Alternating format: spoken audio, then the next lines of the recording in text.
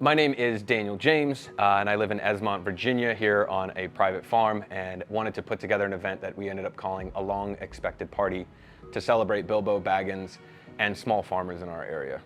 So the whole idea and the whole premise started because farm-to-table dinners don't do enough for the small farms. And so it was a way of taking a farm-to-table dinner event where people are paying to be extras in a marketing shoot. So we're getting a lot of this content and highlighting the profile of the small farms. But I had done an interview right back here with Emily, who is Shirefolk Farms. And we were talking about like the philosophy of hobbits as farmers, cottagecore, like why is so much of this taking off? And we decided, based on a joke, I was like, ooh, we should throw Bilbo's birthday. About a year and a half later, I came up with a long expected party. The idea was 111 guests. It was gonna be sausages, nice crispy bacon, fried tomatoes, having bakers that I work with and other folks that I've done content for, like they made their own lammas bread.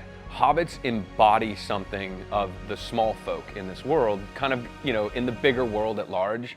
And their stories are often forgotten. And there's so much in, not just Lord of the Rings, but in The Hobbit especially. It's the acts of the small folk that will make the biggest difference. It was a delicious dinner, so we had an outdoor open fire chef that's local to the area, Sarah Rennie. She does 2 Fire Table, and she cooked up all of this stuff. So it was all being cooked outside. People came out of the woodworks and just started helping. It's definitely a huge amount of effort that goes into putting something together. But the idea at the end of the day, though, is that so many of these small farms are kind of forgotten in what they do, and hobbits embody this. Good food, good drink. We had the community come together, and it was 111 folks. I know technically it should have been 141 people, because Bilbo invited 111 in the Shire, and Frodo invited 30. Everybody's eating. We finally got all the food out. And seeing all these tea tables and these lanterns lit and people sitting with people they don't know, and you just get to stand back for a second and smile and just kind of enjoy that everybody kind of came together.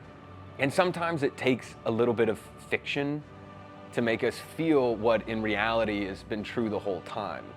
And that's what the reminder was at the end of it too, was just that, it's the smallest seeds, it's the humblest of meals, and it's the simplest of souls that can change everything. But at the end of the day, I think it helped people feel like they belong to something. And that's nice.